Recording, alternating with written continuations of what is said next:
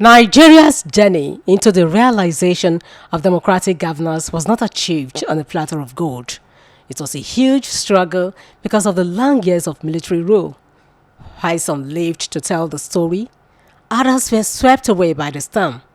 They paid the supreme price for Nigeria's democracy.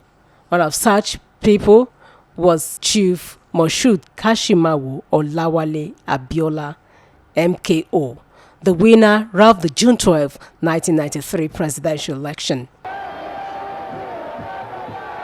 The presidential election held in Nigeria on the 12th of June 1999 was the first after the 1983 military coup that ended the country's second republic. Many considered it as a watershed in the history of the country, as the votes were devoid of tribal and religious sentiment. Eligible Nigerians who were obviously tired of the military rule came out in their numbers to exercise their franchise using option A4, where voters had to queue behind their preferred candidate and be counted. At the end of the election, Chief MKO Abiola, who contested under the platform of the Social Democratic Party SDP, defeated Bashiru Tofa of the National Republican Convention (NRC). For this life, oh, na so palava. I tire for this problem. I tire for life, oh, Guinea. No work, no food, no house, no life. This small water, then they bring na so dirty, they pull am. This small money, I they get na so transport, they chop am. School low, na headache, hospital, no work. I tire for life, oh, my brother. Waking you, they think, oh, my sister. Help, don't come. SDP, MKO, Kingibe, action.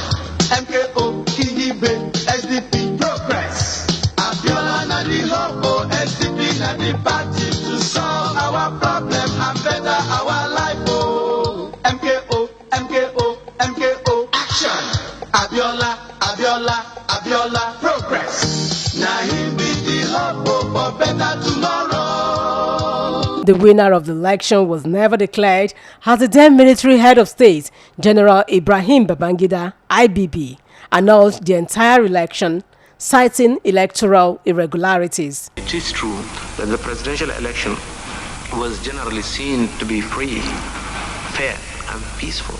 However, there was in fact a huge array of electoral malpractices virtually in all the states of the Federation. The annulment led to protests and political unrest in the southwest region.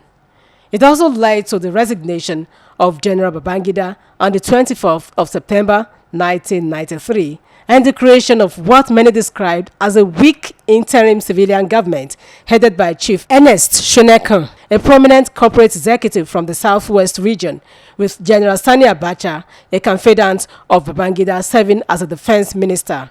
On the 27th of November 1993, General Abacha toppled the interim government in a palace coup.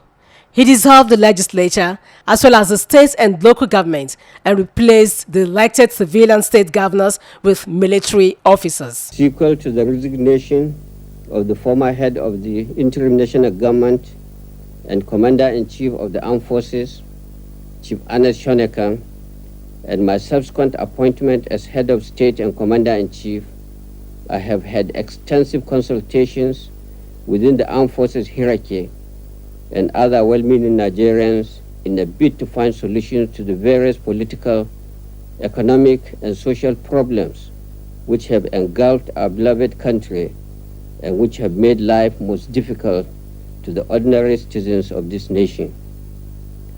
Chief Ernest Shonekan took over as head of state and commander-in-chief of the Nigerian Armed Forces at the most trying time in the history of our country.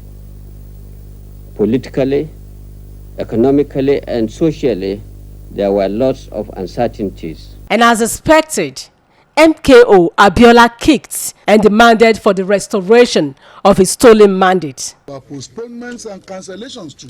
The country knows how busy and how otherwise occupied I've been all my life. Knowing fully well the misfortune of other distinguished Nigerians in the recent past, I have made the wildest possible consultation and sought assurances that I would not be chasing shadows. These assurances were given in some cases from the highest level of government, I consulted the president himself,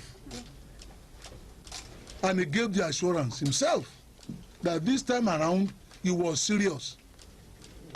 I was therefore convinced that the commitment to civilian rule come August 27, 1993 was firm, settled, and irrevocable. I could not imagine that the purported transgressions of the judiciary could possibly today. Nigerian polls crowd as democracy is put on hold. Nigerian general voice vote blocking civilian rule. I will give you copies of all this. The International Observer Group says so. NEC itself says so. They know it and they said it. In his affidavit to the Court of Appeal in Kaduna, NEC said the results were already unknown. I won. He was arrested and charged with treason in June 1994 after he declared himself president and commander-in-chief. Abiola's arrest led to protests and strikes by workers in the petroleum sector, banking sector, and the higher institutions for 9 weeks, paralyzed the economy, and the Abacha government subsequently arrested union leaders and dismissed civilian members of his cabinet. Sani Abacha died on June 8, 1998. MKO Abiola died a month later while in detention on the 7th of July, 1998. MKO Abiola did not die in vain, as President Muhammadu Buhari in June 2018 directed that the nation's Democracy Day will henceforth be held on June 12, as against the initial May 29. And a year later, in 2019, President Buhari assented to the bill legalizing June 12 as Nigeria's Democracy Day. It did not end there. MKO Abiola was recognized as Nigeria's president-elect posthumously and was awarded the highest national honor of the Grand Commander of the Federal Republic, GCFR, alongside his running mate, Babangana Kingibe. I present Basharun Moshood Kashimawo Olawale Abiola for the conferment of the posthumous award of the Grand Commander of the Federal Republic, GCFR.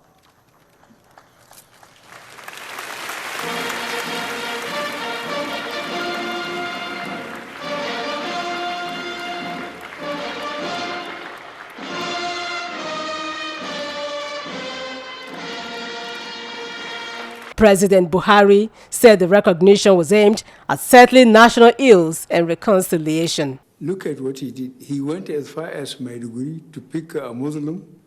He was a Muslim. Babagana Kingibe is a Muslim from the north. But nobody talked about religion or that he was Yoruba and Babagana is Kanuri. People took them as Nigerians. I think that was the biggest success of Abiola, which made an impression in me that when I have the opportunity, I want to make sure that his name has been put in gold right away. 29 years after the June 12, 1993 debacle, analysts believe Nigeria's democracy still has a long way to go.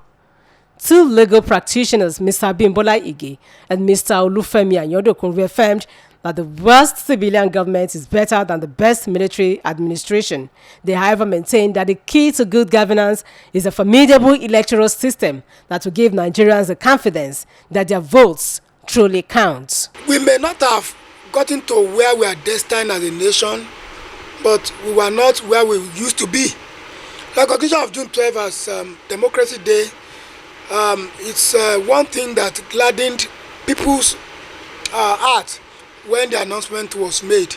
There have been agitation for the recognition of the day as the Democracy Day.